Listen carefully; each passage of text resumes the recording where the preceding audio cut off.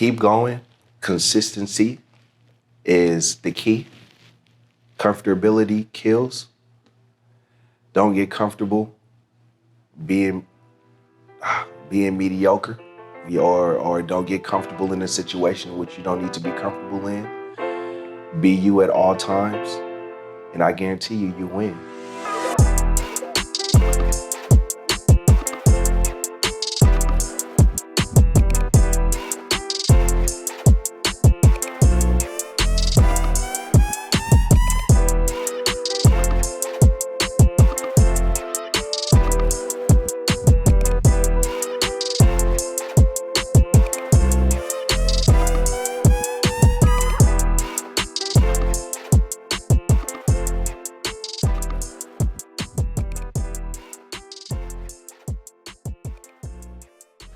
All right, welcome back to another episode of Open Conversation presented by Black Alt Network. We're joined by two special guests in the studio today, Skyler Grey and Asante Malik. How are you guys doing today? Doing pretty well. How you doing?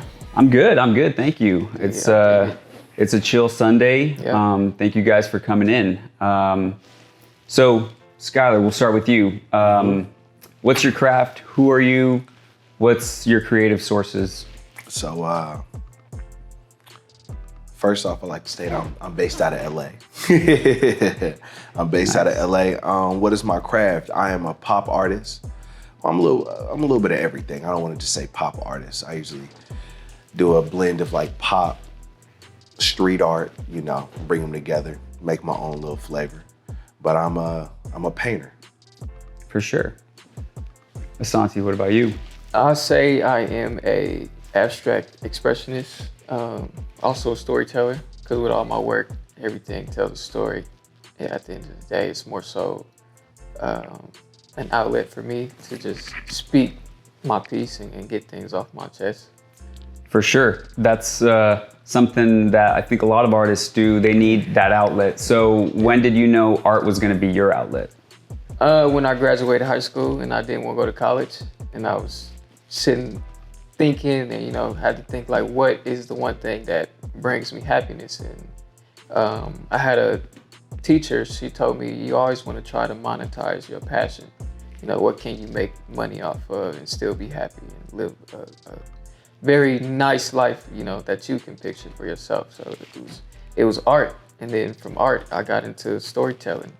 And so that's why the two, it makes me at peace with what I do.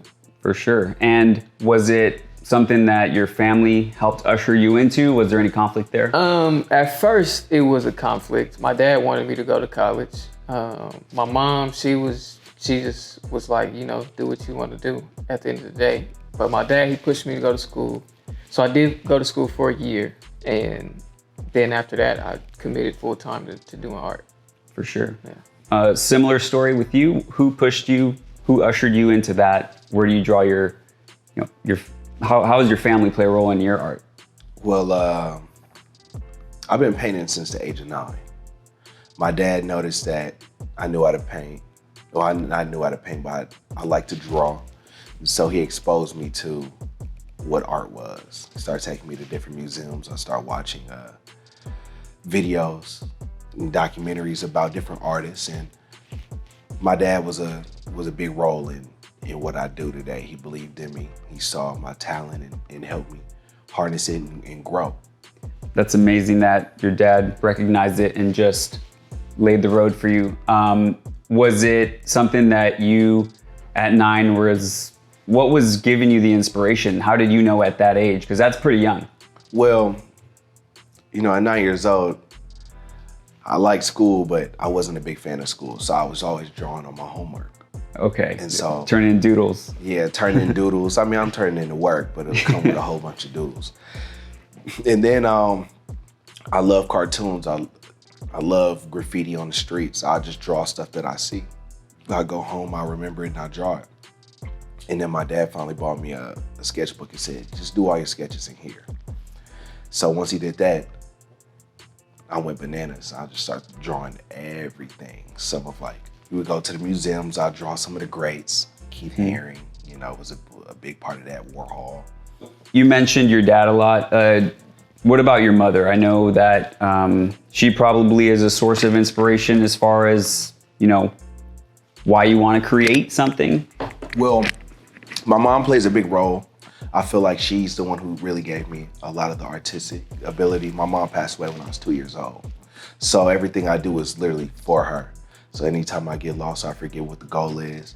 I feel like she's the one who always brings me back, and mentally she helps me get right. But yeah, she helped me get to where I'm at. She helped put the artistic in these hands. That's beautiful to hear. What's your next project that you got coming? Well, right now I'm trying to figure out a solo show. I believe that I'm long overdue for a solo show. I did my first solo show at 13, and I did another solo show shortly after that. Now I've been showing at Art Basel for years, but I think it's about time for me to do an art show, take it on the road, and probably go around the world with it. So right now I'm trying to figure out how exactly I'm gonna do that, but we're gonna make it happen. That's cool. Asante, what about you? What's the project you got working? Right now, I'm trying to find a balance between the work that I've done in the past and the work that I'm trying to create for the future. For me, it's more so, I would love to have a solo show, but I still need to find my groove and my niche with the work that I create. But to be honest, I always feel like I'm ready to have a solo show or just any type of show, just to show work. Because with artists, always, you don't see it until it's portrayed, like till you put it on the walls. And I have a bunch of work that I just keep stashed away and I don't show anybody. So I think for me, it's getting comfortable to be in that position to have a solo show. That's what my biggest project is right now. Cool. There's some commonalities in the vision you guys presented. How much are you guys feeding off of one another? Not at all. I don't even really know him for. No, I'm just playing. I just met him. I'm just playing. Nah, we feed off of each other a lot. I'll say, like, before I get into that, when we were younger, we used to draw Pokemons together. That's one way. Yeah, that's how it started. That's how we bonded. That's how we really got into drawing for real. Just looking into the Pokemon book and just drawing different Pokemons. And then, like, I feel like I would draw mine, it'll come out cool. He'll draw his, will come out cool. We encourage each other, but it was like a slick competition. Like we was always just trying to improve each other. Right. And I feel like maybe competition wasn't the word, but I feel like it's still kind of like that, in which we work and we just add flavor to whatever we need. If I struggle with a color, I go to him. If he struggles with an idea, he'll come to me. Or if I feel like I want to see him do a certain character, I'll just tell him, man, you'll make a dope version of this. Yeah. And he'll do the same, vice versa. So it's really just a flow, not even putting too much pressure on it, you know? Yeah, it's always something that we teach each other and we learn from each other a lot, just even based on watching, because there'll be times where I don't do any type of work. I'm just at the studio and he'll be painting. There'll be times where I'm working and he's chilling, and we just sit and we take things from each other and apply it to ourselves and make it work for us. Yeah. It's interesting because he does different type of work, and like he does abstract expressionism, or what'd you say, contemporary? How you explain it? Contemporary pop art. Contemporary pop art. Cool. Label it as. And so I just think it's super cool because sometimes I ask him questions about Cubism because I don't do Cubism. Or I ask him questions about, like, oh man, you started this, you didn't even lift the pencil, you just kept going. Yeah. You know, it's different. So I enjoy seeing how people speak the language of art. That's cool. It's pretty cool. You mentioned competition, not amongst yourselves, but in general, in the art world, are you chasing someone, or is it just, I'm staying in my vision? This is the lane I want to choose for myself. I think as an artist who actually loves to do the art, the best thing to do is to stay in your lane and keep, doing you. You can't get inspired by other people, but until you find what works for you and the things that make you happy when you're creating, once you create it, it doesn't matter what the next person thinks. Like somebody could come tell you, hey, that painting is not good. Like, why do you paint that? And be like, I painted it because it's my painting. It's my thoughts. It's my feelings, But when you add competition to it, that's when it takes the fun, and like competition in art doesn't really make sense to me. Yeah. It's more so a collective and a learning experience. So what's one art project that you got going right now? Right now, I mean, it's a different art form, but right now I'm trying to get into film. So I'm trying to create short films right now, and then eventually in the future, when it's possible, to make full feature length films, hopefully blockbuster films too. That's awesome. Yeah. So it doesn't sound like you're trying to pigeonhole yourself. You want the whole field of art. I want to be in entertainment. That's like what I want to do. I want to be an entertainer. Whatever field, whatever form that is, I want to be there to just entertain.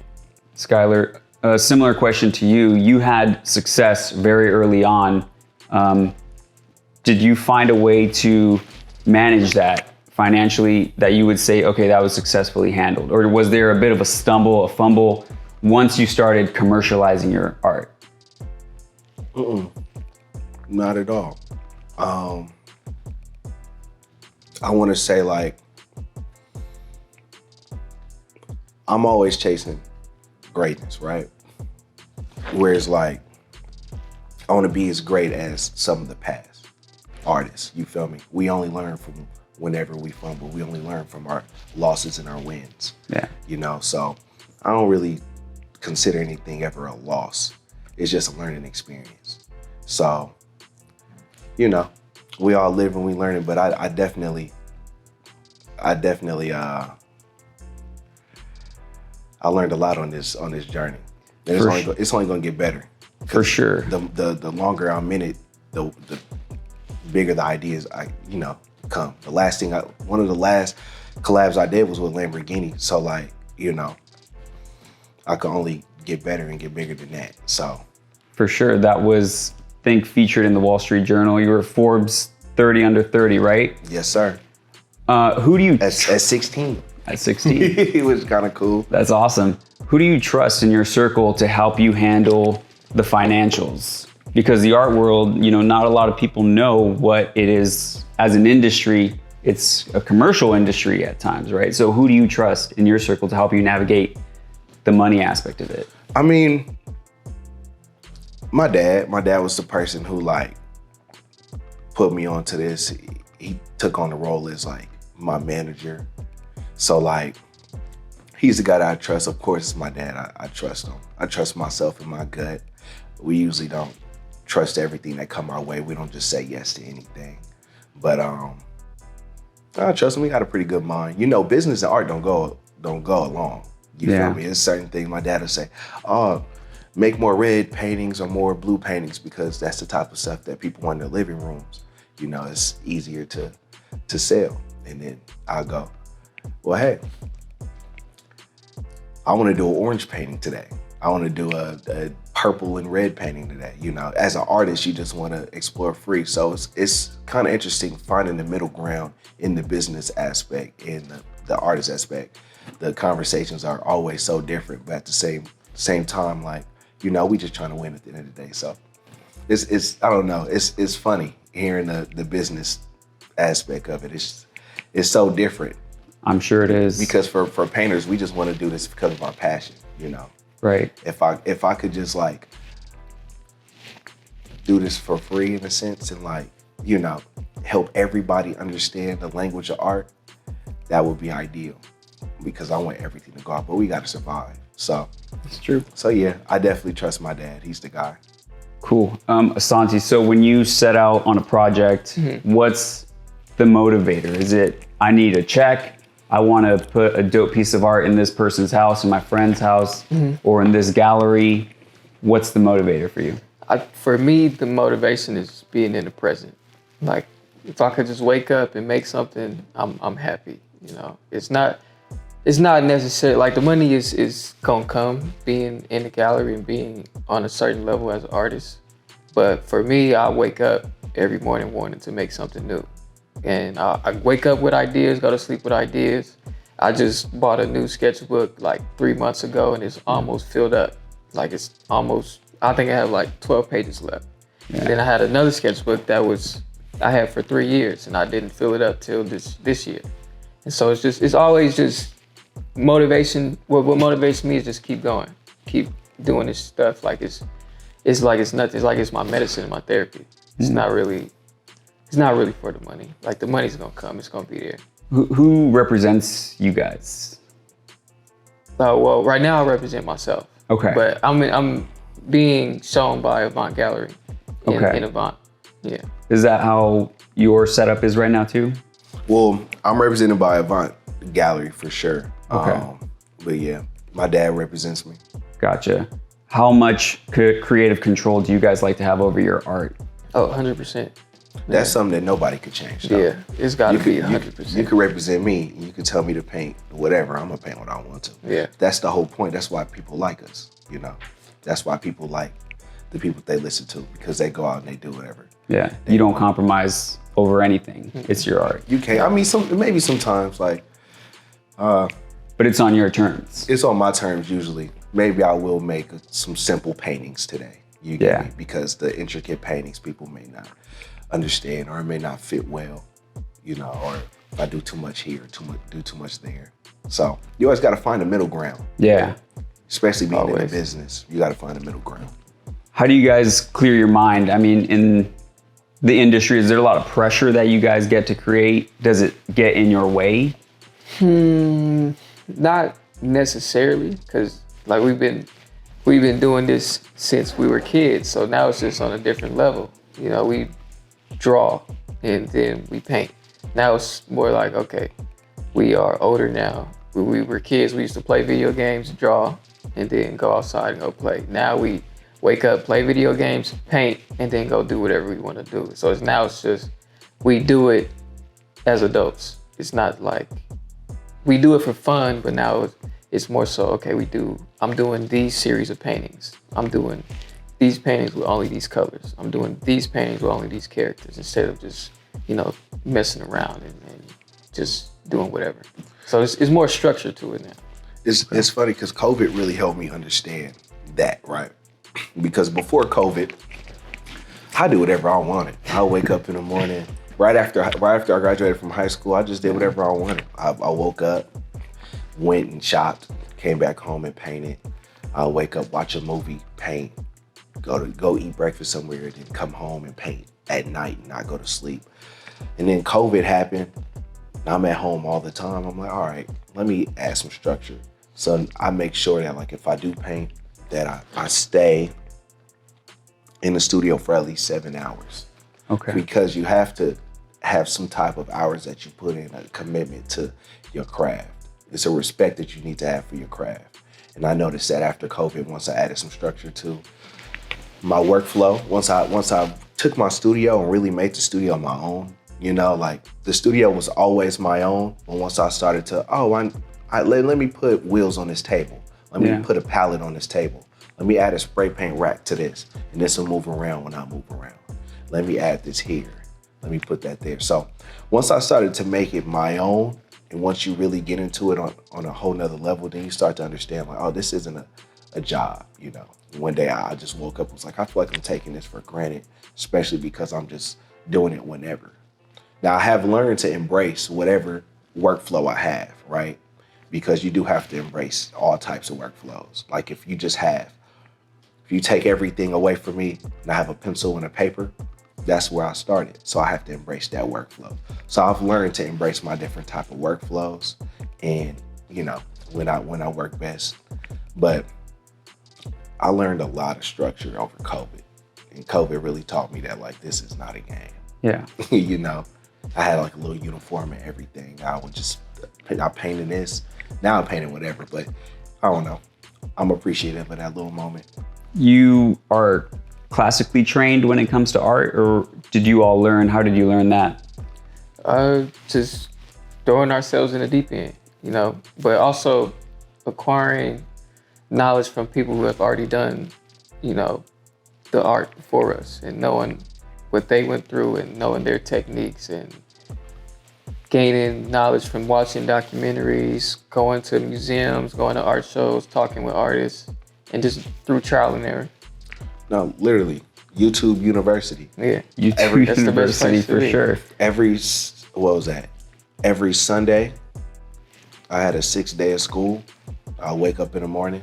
My dad would show me a bunch of documentaries on art that he for sure got from YouTube, Yeah. you know? And then we go to the museum and I see what I just saw in person. Then I come home and I draw it. And then that wasn't part of the school. I just draw it just because I wanted to draw it. But yeah, you just learn from chasing the greats of whatever you're doing. To be one of the greatest, you gotta learn from the greatest, you know? Yeah. So I definitely take my time and learn from the greats. Would you say that having that early success, Forbes under 30 at 16, how did you not let it get to you? Because a lot of people might let that get to their head. I was Forbes 30 under 30 going to school on Crenshaw and Slauson. So, you know, and that was my decision. You know, I didn't want to be homeschooled. I didn't want to go to no other school. You know, this school worked for me. It was in my neighborhood where I grew up, and I still live pretty close in that neighborhood. Mm-hmm. You know, so I was reminded every day of like where I was from, who I'm with. I can never let that get to me, especially when I don't know, it's so interesting. I was going to like Dubai and coming right back to the hood to go to school. So like it was just interesting. You know, it was a bunch of people had, I don't know, no one made me feel like I was better than anyone. Yeah. I was probably the only one who was able to come to school with his hair dyed different colors. But yeah, I don't know. I always learned to stay humble, never have a big head, you know. Yeah. I was around a lot of people who had big heads, and I never let that stuff get to me. And that stuff just wasn't, I don't know. I just could never. Yeah. It's not in me. Gotcha. Do you have a side passion that you're chasing too? I wouldn't call it a side passion because I feel like it still plays a part in the arts, but I'm starting a clothing brand. And I actually started, I've been doing like little one-off denims. And then, but I'm about to start a whole collection. I have a whole bunch of stuff at home, a whole bunch of patterns, a whole bunch of different fabrics. We about to go crazy. At first, I just did it just so I could look different. Yeah. but why not make everybody look different? Do you guys feel that on social media you might see someone imitating your style in art? I just woke up this morning and saw a dude who like really recreated the work that I did and posted on his own Instagram, like he did it. Sure. And at first, like I woke up and I was like, like, what are you doing? But then I was like, you know, it's just a part of like showing appreciation in a certain way. It's not like, I don't feel like the dude's trying to rip me off or anything. It's more so he's trying to find himself and what he wants to do. But he's doing that through, you know, my work. So I couldn't be too upset, but when I first woke up, I was like, I'm about to DM him and tell him, like, you need to stop. But then I was like, you know, I'm gonna let him live with himself, so he knows, you know. He knows where his inspiration comes from. I don't really have to out him about it. They say imitation is a form of flattery, right? Yeah. So that's how you took it. Yeah, that was my line. That's what I was supposed to say. Yeah. Great minds think alike. Indeed. Yes, indeed. But I love it. I love it. That's why I do it. I do this so people can get inspired, so people could step outside of the box. And if it's through me, then so be it. But for the people who take the artwork and go off and sell the artwork and try to act like mine's is theirs, that's a different story. Different. But for the people who post on Instagram, you know, I love it. I love it. Somebody sent me a post one day, and it was this kid. He made a bunch of money. And he was like, somebody just said, like, you did this. Like, this is, if you never walked, he wouldn't be able to run, you know? So I was like, that's dope, you know? Are you guys lining anyone up that you want to impart some knowledge onto, like a protege? Really through my siblings. I'm the oldest of 4. So like everything I do, I try to keep them close to me while I do it and show them that it's a different route you could take. You don't have to be, you don't have to go play basketball. You don't have to go make music. Like there's other forms and other outlets for you to be yourself in. But I love to reach everybody that's, on the planet with us, because it doesn't really matter how old you are. You can always inspire somebody. You can always, make somebody's day brighter just by having a conversation and showing them. And then being a painter, everyone talks to me and I'm like, oh, I'm an artist. And they'll be like, oh, you make music, you rap. Like, no, I paint. Like, I use a paintbrush and I create with my hands. And then I'll show them everything and they'll see like, wow, I would never thought that you do what you do. So it's really, I would love to reach everybody. I want to inspire everybody. Gotcha. When it comes to art, in music, people want to reach main stage at Coachella. Is there a goal that you're chasing? I need to be in that gallery when it comes to art specifically. Not really. I think the only thing for me is to have a piece in a museum. Whatever museum that is, I'll appreciate it to the utmost. But it's never like, I want to be here. But because people who want to come work for me, they're going to come work for me. And I'll feel the appreciation no matter what. Yeah. I said no, but I don't know. I feel like people like Damien Hirst, a person who was like, F galleries, I'm gonna just go ahead and just do my own thing and have my own events and have my own art shows. Mr. Brainwash does the same thing. Like, I admire that type of stuff. I love to I feel like when your name holds weight enough to where you're like, oh, I'm having an event and people want to come weekends on out to come see your work, like, Yeah. That's all I really want to achieve. I just want people to want to see my work, For sure. So, is there any message you want to send out to fans, potential inspirations out there? You can go first. You gotta think of something motivating.